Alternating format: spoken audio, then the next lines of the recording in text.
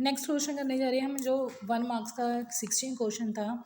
इसमें अल्फा और बीटा की वैल्यू फाइंड आउट करनी थी। हमारे पास इक्वेशन गिवन दे रखी थी x plus y plus z equal to 6, x plus 2y equal plus 3z equal to 10, x plus 2y plus alpha z equal to b have the no solution.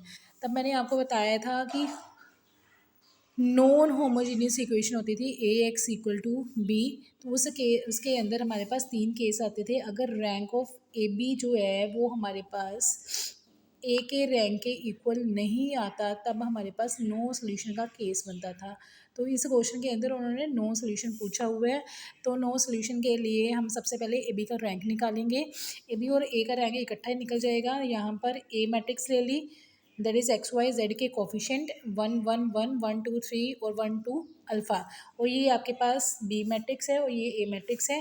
तो B matrix में जो solution values थी 6 10 और beta, वो यहाँ पर ले ली इकट्ठी। ए और बी का रैंक निकालेंगे, दैट इज़ जैसे हम रैंक निकालते हैं 1 ऑलरेडी दे रखा है, नीचे 0 बनाना है, R2 माइनस R1 का ऑपरेशन लगाया, R3 माइनस R1 का ऑपरेशन लगाया। तो यहाँ पर ऑपरेशन लगाने के बाद हमारे पास जो टर्म बची 1 0 0 1 1 1 2 1 alpha minus 1 6 4 beta minus 6। Next फिर से यहाँ पर ऑलरेडी गया था, हम जब रैंक निकालते हैं तो यहाँ पर वो एंगुलर फॉर्म बनाते हैं। तो इधर 1 आ गया, नीचे 0 आ गया। फर्दर डायगोनल एलिमेंट्स की तरफ जाना है, यहाँ पर ऑलरेडी 1 दे रखा है, तो नीचे हमने क्या बनाना है 0। फिर से R3 माइनस R2 के ऊपर ऑपरेशन लगेगा। तो जब जब हम यहाँ पर ऑपरेशन लगाएंगे तो हमारे पास जो टर्म बचेगी लास्ट में यहाँ पर 2 ज़ीरोज़ आ गई। तो डायगोनल एलिमेंट तीसरा हमारे पास 1 होना चाहिए, लेकिन यहाँ पर अल्फ़ा माइनस 3 आ रहा है। तो ये ए मैट्रिक्स बन गई और ये हमारे पास बी मैट्रिक्स है। अब यहाँ पर हमारे पास रिजल्ट गया था कि नो सोल्यूशन के लिए कि ए बी का जो रैंक है वो ए के इक्वल नहीं होना चाहिए। ए का रैंक ए बी के इक्वल नहीं आना चाहिए। तो इसका मीनिंग कि ए का रैंक क्या होना चाहिए 2 और ए बी का रैंक कितना होना चाहिए हमारे पास 3। तो ए का रैंक 2 कब होगा, जब अल्फ़ा माइनस 3 क्या होगा 0 के इक्वल होगा, ठीक है, तब होगा आपके पास। और ए बी का रैंक जो है वो 2 के इक्वल नहीं होना चाहिए, दैट इज़ बीटा माइनस 10 जो है वो नॉट इक्वल टू क्या होगा 0 होगा। तो यहाँ से बीटा की वैल्यू 10 आ गई और अल्फ़ा की वैल्यू क्या आ गई 3 आ गई। यहाँ पर बस इतना ही दिमाग में रखना है कि ए बी का रैंक जो है वो ए के इक्वल नहीं होना चाहिए फॉर द नो सोल्यूशन। तो नो सोल्यूशन के लिए ए का रैंक जो है वो नॉट इक्वल टू 3 होगा, दैट इज़ इक्वल टू 2 होगा। इक्वल टू 2 कब होगा, जब नंबर 3 की रो जो है वो आपके पास सारी 0 बनेगी, दैट इज़ अल्फ़ा माइनस 3 भी क्या होना चाहिए था 0 होना चाहिए था। और ए बी का रैंक जो है वो 2 नहीं होना चाहिए, इसका मीनिंग बीटा माइनस 10 की जो वैल्यू है वो नॉट इक्वल टू क्या होनी चाहिए 0। तो यहाँ से अल्फ़ा और बीटा की वैल्यू से निकाल सकते थे हम आराम से। नेक्स्ट जो क्वेश्चन है हमारे पास 19th क्वेश्चन है, 1 मार्क्स का ये है और ये 2 मार्क्स में भी क्वेश्चन पड़ा हुआ था। तो दोनों के 19th क्वेश्चन तो सिंपल था। जेड फंक्शन दे रखा हमारे पास x cube plus y cube minus 3 इसका डेरिवेटिव करना था विद रिस्पेक्ट टू एक्स। तो विद रिस्पेक्ट टू वो एक्स ही डेरिवेटिव करोगे पार्शियली तो वाई कांस्टेंट आ जाएगा। तो एक्स क्यूब का हमारे पास 3x² बनेगा, वाई क्यूब का जो पार्शियल डेरिवेटिव होगा वो हमारे पास 0 बन जाएगा विद रिस्पेक्ट टू एक्स। यहाँ पर वाई कांस्टेंट अकेला आ रहा है, एक्स के साथ नहीं आ रहा, तो अकेले कांस्टेंट का डेरिवेटिव 0 आएगा। और नेक्स्ट है हमारे पास माइनस 3a(xy). तो यहाँ पर 3a और y कांस्टेंट आ रहा है, लेकिन x के साथ मल्टीप्लाई में आ रहा है, तो वो एज इट रहेगा। और x का विद रिस्पेक्ट टू x करोगे वो हमारे पास डेरिवेटिव 1 आ जाएगा। तो ये बस ये पेपर में जब भी पार्शियल डेरिवेटिव करना है तो ये दिमाग में रखना है, अगर अकेला कांस्टेंट आ रहा है तो उसका डेरिवेटिव 0, अगर कांस्टेंट वेरिएबल के साथ मल्टीप्लाई में आ रहा है तो वो एज इट रहेगा, तो खाली वेरिएबल का डिफरेंशियल होगा हमारे पास। नेक्स्ट है हमारे पास जो है क्वेश्चन नंबर 20th क्वेश्चन के अंदर उन्होंने क्या दे रखा था। ये क्वेश्चन जो है 1 मार्क्स में भी पड़ा हुआ है और 2 मार्क्स में भी था। तो इस क्वेश्चन के अंदर उन्होंने क्या दे रखा है, जेड फंक्शन दे रखा है कि फंक्शन ऑफ किसका दिया है एक्स प्लस टी का, और 5 फंक्शन दे रखा है एक्स माइनस सी टी का। तो उन्होंने पूछा था, जो 4 ऑप्शन दी थी MCQ के अंदर, उन्होंने curly Z over curly T curly square Z over curly T square के बारे में पूछा था, और curly square Z over curly x square के बारे में पूछा था।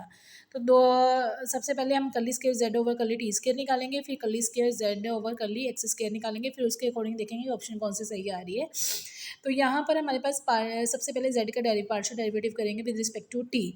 जब विद रिस्पेक्ट टू टी करोगे एफ का क्या बन गया एफ डैश, पहले फंक्शन का करोगे, फिर अंदर उसके एंगल का करना है। जब एंगल का विद रिस्पेक्ट टू एक्स करोगे, एक्स का 1 आ जाएगा, sorry with respect to t कर रहे हैं तो एक्स कांस्टेंट बन जाएगा, एक्स का 0 बन जाएगा। सी कांस्टेंट टी के साथ मल्टीप्लाई में हुआ है तो वो एज इट रहेगा। टी का कितना आ जाएगा आपके पास 1, दैट इज़ 1 प्लस कितना बनना था 0 प्लस कितना बनना था सी, तो यहाँ पर अकेला सी बचा। तो ऐसे ही फाई का आपने डेरिवेटिव करना है। तो फाई का जब आप डिफरेंशियल करोगे, सॉरी फाई का जब आप डिफरेंशियल करोगे तो फाई का फाई डैश आ गया आपके पास, और एक्स फर्दर एंगल का करना है तो एक्स का पार्शियल डेरिवेटिव करना है विद रिस्पेक्ट टू टी, उसके लिए एक्स कांस्टेंट है, उसके लिए 0 आ जाएगा, और माइनस सी कांस्टेंट टी के साथ एज इट मल्टीप्लाई में है तो वो एज इट रहेगा। टी का विद रिस्पेक्ट टू टी करोगे 1 आ जाएगा, तो यहाँ पर माइनस सी बचा। फिर से एक बार derivative with respect to t बोला था उन्होंने, तो सेकंड ऑर्डर का डेरिवेटिव निकालना है। एफ का एफ डबल डैश हो गया। फर्दर फिर से एंगल का अंदर वाले का एंगल का डेरिवेटिव करोगे, एक्स का 1 आ गया, सॉरी एक्स का विद रिस्पेक्ट टू टी करोगे तो 0 आएगा। सी कांस्टेंट एज इट मल्टीप्लाई में है तो एज इट रहेगा। टी का विद रिस्पेक्ट टू टी करोगे तो 1 आ गया। तो यहाँ पर एक सी पहले से था, दूसरा सी और आ गया। सेकंड सेम एज इट आप फाई डैश का जब आप करोगे तो फाई का फाई डबल डैश आ गया। अंदर एंगल का करोगे, एक्स का विद रिस्पेक्ट टू टी करना है तो वो 0 बन जाएगा।